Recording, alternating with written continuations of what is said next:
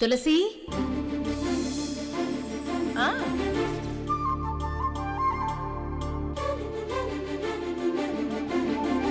చాలా థ్యాంక్స్ రావతి. నువ్వు నన్ను ఇలా ఎంకరేజ్ చేస్తుంటే నేను తప్పకుండా ర్యాంక్ సాధిస్తాననిపిస్తుంది. నువ్వు ఖచ్చితంగా సాధించాలి. టెన్షన్ పడకుండా ప్రతి క్వశ్చన్కి కరెక్ట్గా ఆన్సర్ రాయాలి. అలాగే రావతి, తప్పకుండా నేను అన్ని క్వశ్చన్స్కి ఆన్సర్స్ 100కి 100% కరెక్ట్గా రాస్తాను. శభాష్ అనిపించుకుంటాను. చూద్దాం. నీ కాన్ఫిడెన్స్ చూస్తుంటే అన్ని క్వశ్చన్స్కి ఆన్సర్ రాసేలా ఉన్నావు. Very good. నువ్వు ఇంటికి వచ్చాక ఆ క్వశ్చన్స్ అన్నీ నేను అడుగుతాను. నువ్వు కరెక్ట్గా ఆన్సర్ చేస్తే నువ్వు ఖచ్చితంగా ర్యాంక్ సాధిస్తావని నేను నమ్ముతాను. అప్పుడు ఇంకా జాబ్ గురించి కూడా వెయిట్ చేయాల్సిన అవసరం లేదు. ఈరోజే మన ఫస్ట్ నైట్. రేవతి, నువ్వేనా ఈ మాట అంటుంది? నేనే అంటున్నా. Thank you Revathi, thank you so much.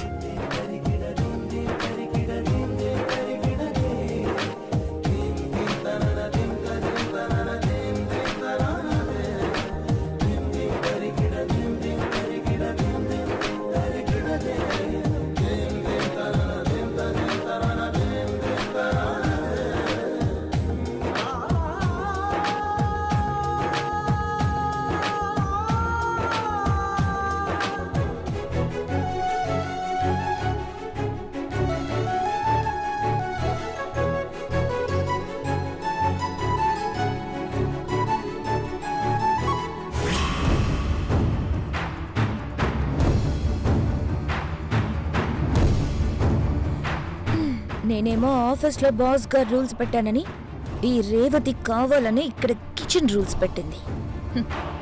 ఒకరోజు కిచెన్ డ్యూటీ నేను చేయాలంట, ఒకరోజు తను చేస్తుందంట. కిచెన్ డ్యూటీ ఈరోజు నాదవ్వడం నాకే మంచిదైంది. చాలా చిక్కగా కాఫీ కలిపి అందులో 2 నిద్ర మాత్రలు కలిపి ఆ విష్ణుకిస్తాను.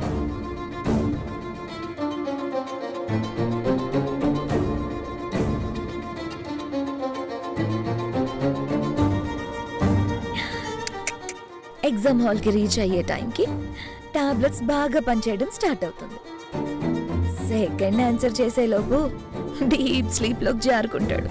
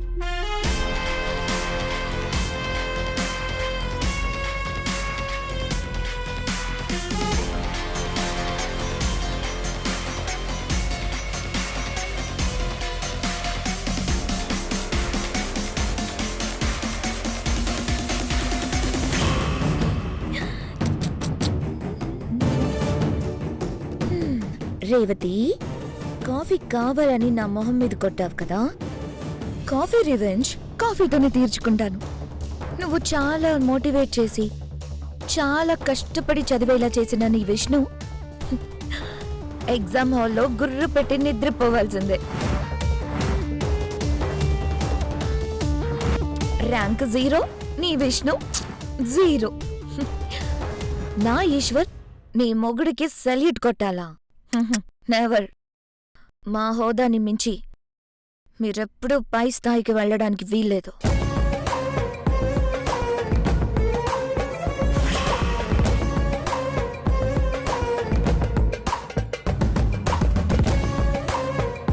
హిస్టరీ, జియోగ్రఫీ, కరెంట్ అఫైర్స్ చదివినవన్నీ బ్రెయిన్లో ఉన్నాయి కదా. ఒక క్వశ్చన్కి ఇంకొక క్వశ్చన్కి కన్ఫ్యూజ్ అవ్వకు. మల్టిపుల్ ఆన్సర్స్లో క్వశ్చన్ కింద 4 ఆన్సర్స్ ఉంటాయి. అన్నీ కరెక్ట్గానే అనిపిస్తాయి. అందులో చాలా బ్రిలియంట్గా థింక్ చేసి రైట్ ఆన్సర్స్ సర్కిల్ డార్క్ చేయాలి. అర్థమైందా? ఎగ్జామ్ మాత్రం నువ్వు చాలా ప్రశాంతంగా రాయాలి. అలాగే రేవతి. అలాగే రేవతి అని అంత డల్గా చెప్తావేంటి? Be active. అక్క, బావగారు ఈ కాఫీ తాగితే ఫుల్ యాక్టివ్ అవుతారు. చాలా కష్టపడి ప్రిపేర్ అవుతారు.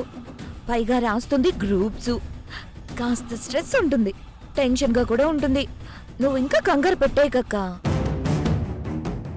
నాతోనేమో నెగిటివ్గా మాట్లాడుతుంది, విష్ణు ముందేమో చాలా మంచిదానిలా నటిస్తుంది. ముసుగులో ఎందరు ఎన్ని వేషాలు వేసినా అసలు రంగు బయటపడే రోజు వస్తుంది ఝాన్సీ. ఏంటక్క ఆలోచిస్తున్నావు? బావగారు, మీరు కాఫీ తీసుకోండి. థ్యాంక్స్ ఝాన్సీ. అయ్యో, నాకు థ్యాంక్స్ చెప్తారేంటి బావగారు? ఈ రోజు వంట చేయడం నా వంతు, అందుకే కాఫీ కూడా నేనే కలిపి తీసుకొచ్చాను. మీరు తాగి ఎలా ఉందో చెప్పండి బావగారు.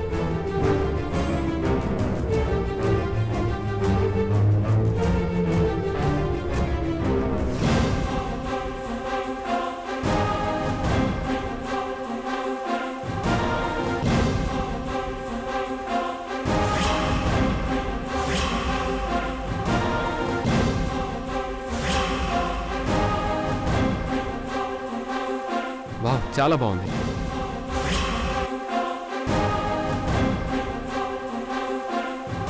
అంటే మీ శ్రీమతి కంటే బాగా కలిపానా బావగారు? నిజం చెప్పాలంటే రేవతి కల్పించే కాఫీ కంటే ఈ కాఫీయే చాలా బాగుంది.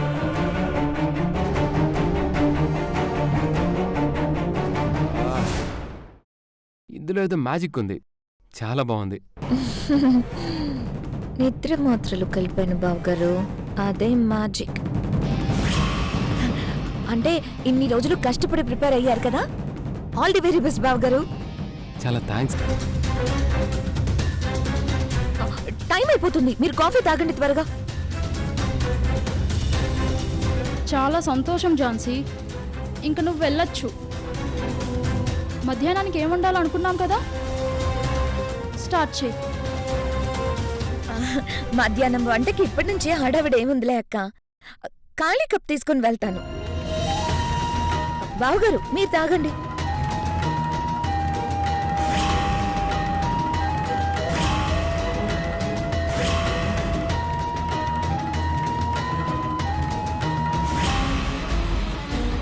ఎస్, ప్లాన్ వర్కౌట్ అవుతుంది. ఎగ్జామ్ హాల్లో వికెట్ డౌన్ అవుతుంది, ఇది కన్ఫర్మ్. ఇదిగో ఝాన్సీ. చాలా థ్యాంక్స్ బావగారు.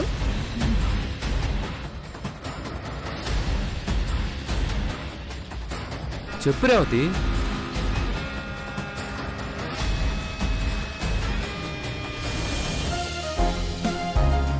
అత్తయ్య, ఈశ్వర్, జ్యోతి, అందరూ రావాలి, రండి. రేవతి, ఏంటంత హడావిడి చేస్తున్నావు? చాలా చాలా సంతోషంగా కనిపిస్తున్నావు. ఏంటి విషయం? మీ అందరికీ ఒక గుడ్ న్యూస్ అత్తయ్య.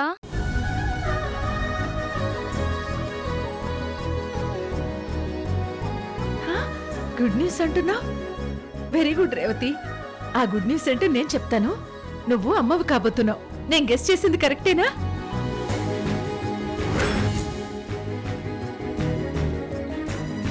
అత్తయ్య, నేనేమీ తల్లిని కావట్లేదు, మీ అబ్బాయి విష్ణు తండ్రి కావట్లేదు.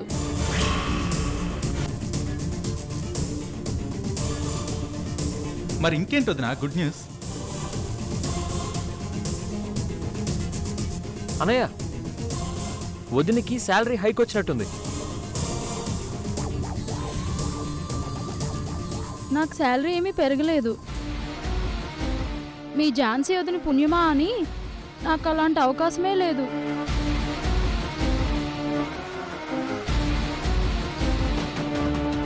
మరి ఇంకేంటో చెప్పు రేవతి. అలాగే అత్తయ్య. విష్ణు, విష్ణు వస్తున్నా రేవతి.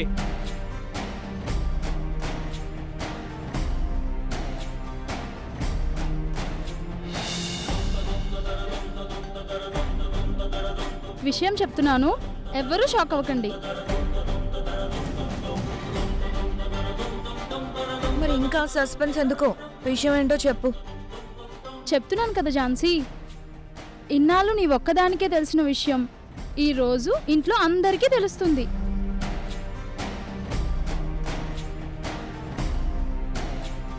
అది ఏంటంటే విష్ణు ఈరోజు గ్రూప్ ఎగ్జామ్స్ రాయబోతున్నాడు.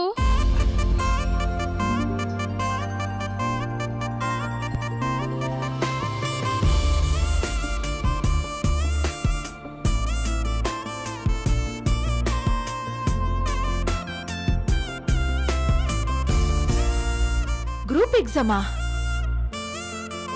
రే పెద్దోడా, రేవతి ఏంటి నువ్వనేది నిజమా? విష్ణు నిజమారా? అవునమ్మా, నిజమే.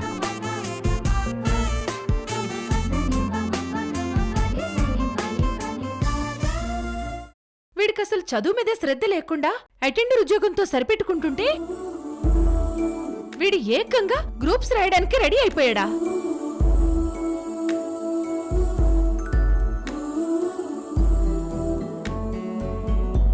మరి ఎగ్జామ్ రాయడం అంత ఆషమాషి కాదు కదా. అయినా వీడెప్పుడు ప్రిపేర్ అయ్యాడు? ఎగ్జామ్కి ఎప్పుడు అప్లై చేశాడు? అంత ఆశ్చర్యంగా ఉందే. చెప్పాను కదా అత్తయ్య, అందరూ షాక్ అవుతారని. అన్నట్టుగానే అందరూ షాక్ అయ్యారు. ఏజ్ లిమిట్ ఇంకా ఉంది కనుక మంచి జాబ్ సంపాదించడానికి అవకాశం ఉంది. అందుకే నేను విష్ణుని మోటివేట్ చేసి కావాల్సిన బుక్స్ తీసుకొచ్చి ప్రిపేర్ చేయించాను. మీ అందరికీ సర్ప్రైజ్ ఇద్దామని ఇన్ని రోజులు చెప్పలేదు. అన్నయ్య, వదినిచ్చిన ఈ సర్ప్రైజ్ ఏంటో గాని నిన్ను చూస్తుంటే చాలా ప్రౌడ్గా ఉంది. అటెండర్ జాబ్తో అడ్జస్ట్ అయిపోకుండా తనకంటే మంచి జాబ్లో సెటిల్ అవ్వాలన్న నీ ప్రయత్నాన్ని తప్పకుండా అందరూ మెచ్చుకోవాల్సిందే. ఈ విషయం ముందే మాకు తెలుసుంటే మేం కూడా నీకు ఎంతో కొంత హెల్ప్ చేసేవాళ్ళం కదా. రే రే రే, టీచర్లు ఎక్కువైనా విద్యార్థికి చదువెక్కదు. రేవతి చాలా కాన్ఫిడెంట్ గా ప్రిపేర్ చేయించినట్టుంది. భార్యాభర్తలు ఒకరినొకరు సపోర్ట్ చేసుకోవడం చాలా మంచిది. ఎరా పెద్దోడా, బాగా ప్రిపేర్ అయ్యావా? ర్యాంక్ కొడతావు కదా? తప్పకుండా అమ్మా, మంచి ర్యాంక్ కొడతాననే నమ్మకం ఉందమ్మా. అన్నయ్య, అయితే నీకు జాబ్ కన్ఫర్మ్ అయిపోయినట్టే. ఆల్ ది బెస్ట్ అన్నయ్య. Thank you. All the best కాదన్నయ్య, కంగ్రాచులేషన్స్ కూడా. నీకు జాబ్ కన్ఫర్మ్ అంతే.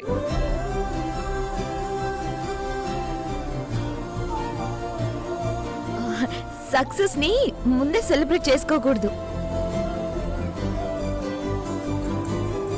ఎగ్జామ్ చాలా టఫ్ గా ఉంటుంది.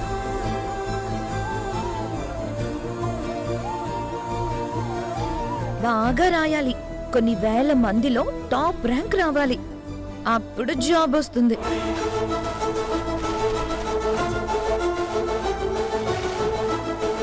Anyhow, all the best Bob గారు. థ్యాంక్స్ ఝాన్సీ.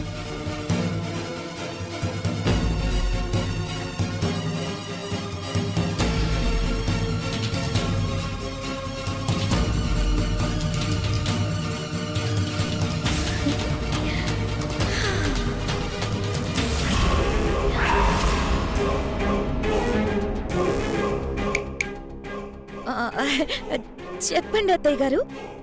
విష్ణు బావ ఎగ్జామ్ రాయడానికి వెళ్తున్న శుభ సందర్భంలో ఇంట్లో పాయసం ఏమైనా చేయమంటారా?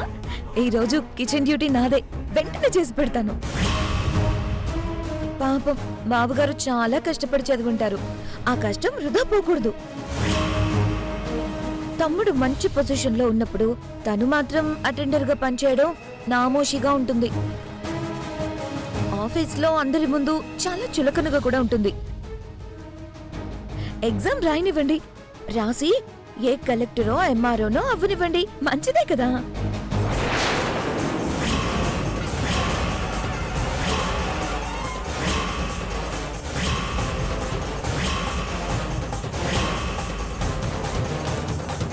నేనింకా నిన్ను కొట్టలేదు. నువ్వు చేసిన పనికి నీ చెంప పగలగొట్టాలన్నంత కోపం వస్తుంది. సంస్కారం అడ్డొచ్చి కొట్టకుండా వదిలేస్తున్నాను. పైకి మంచిగానే మాట్లాడుతున్నావు కానీ మనసులో ఉన్నది అంతా చెడే కదా. విష్ణుకు నువ్విచ్చిన కాఫీలో నువ్వు నిద్ర మాత్రలు కలపడం నేను చూడలేదనుకుంటున్నావా?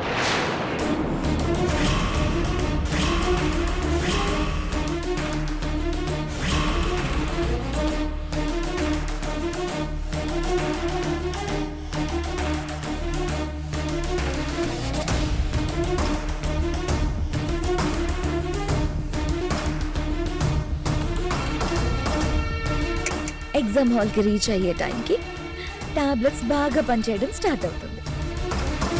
సెకండ్ ఆన్సర్ చేసేలోపు డీప్ స్లీప్లోకి జారుకుంటాడు. ఇదా నీ దొంగ బుద్ధి.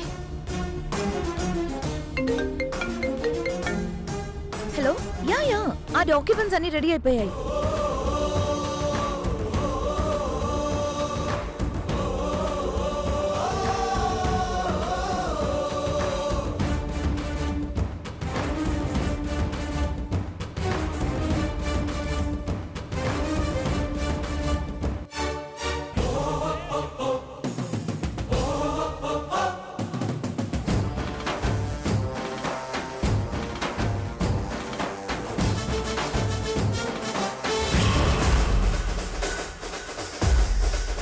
సమయానికి నేను అటు రావడం చూడడం జరిగింది. లేదంటే నువ్వు నిద్ర మాత్రలు కలిపిన కాఫీయే విష్ణు తాగి ఎగ్జామ్కి బయలుదేరేవాడు. దారి మధ్యలోనూ ఎగ్జామ్ హాల్లోనూ ఒంటి మీద స్పృహ కోల్పోయి మత్తులోకి జారుకునేవాడు. ఎగ్జామ్ రాసేవాడు కాదు. హ, విష్ణు మీద రేవతి మీద నీకెందుకింత ద్వేషం? ఈశ్వర్ లాగానే విష్ణుకు కూడా మంచి జాబ్ వస్తే అది చూసి సంతోషించాలే కాని కళ్ళల్లో నిప్పులు పోసుకోవలసిన అవసరం ఏముంది? మనమందరం ఒక కుటుంబం. ఇక్కడందరితో కలిసి ఉండాలి, సంతోషంగా ఉండాలని కోరుకోవలసింది పోయి మనసులో ఎంత ద్వేషం పెంచుకుంటే నీకు మాత్రం ఏం మనశ్శాంతి ఉంటుంది? హ, మార్పు రాని మనిషికి ఎన్ని నీతులు చెప్పినా దండగే అన్నట్టు నా మాటలు ఈ చెవితో విని ఆ చెవితో వదిలేయకు. కాస్త బుర్ర పెట్టి మంచి చెడు ఆలోచించు.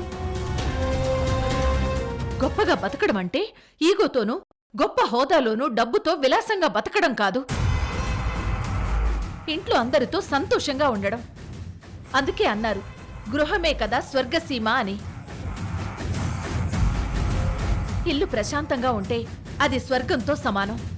అలా కాకుండా ప్రతిరోజు ఒకరి మీద ఒకరు ద్వేషంతో మనశ్శాంతి కరువై బతికితే అది నరకంతో సమానం. అది ఆలోచించు. ఇంకొకసారి ఇలాంటి పని చేయకు. అర్థమైందా?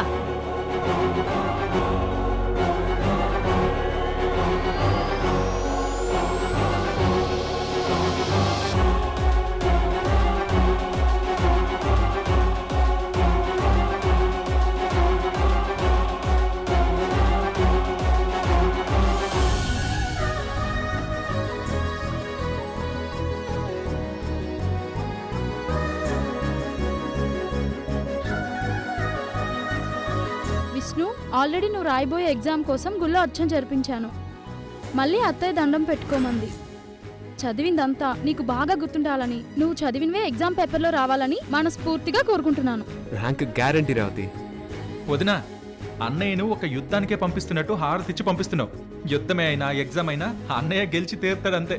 రే ఈశ్వర్, మీ ముగ్గురులో మీ ఇద్దరి గురించి నాకు అస్సలు బెంగే లేదు. నువ్వేమో రెవెన్యూ ఆఫీసర్వి, వీడేమో సాఫ్ట్వేర్ ఇంజనీర్. ఇంకా విష్ణు గురించి ముందు నుంచి నాకాస్త వెలితిగానే అనిపించేది. ఈ తల్లి మనసు రేవతి ఎలా అర్థం చేసుకుందో తెలియదు కానీ పెద్దోణ్ణి చాలా మార్చిందనే చెప్పాలి. జీవితంలో బాగా డబ్బు సంపాదించాలని, పెద్ద ఉద్యోగం చేయాలని వీడికి అసలు ఆశలే లేవమ్మా. అలాంటి వీడిని ఇన్స్పైర్ చేసిందంటే ఆ క్రెడిట్ అంతా రేవతిదే. అత్తయ్య, మీ అబ్బాయిని ఒప్పించడానికి నేను చాలా కష్టపడ్డాను. పెద్ద పనిష్మెంట్ ఇస్తానని బెదిరిస్తేనే కానీ దారికి రాలేదు. వదినా, ఏంటా పనిష్మెంట్?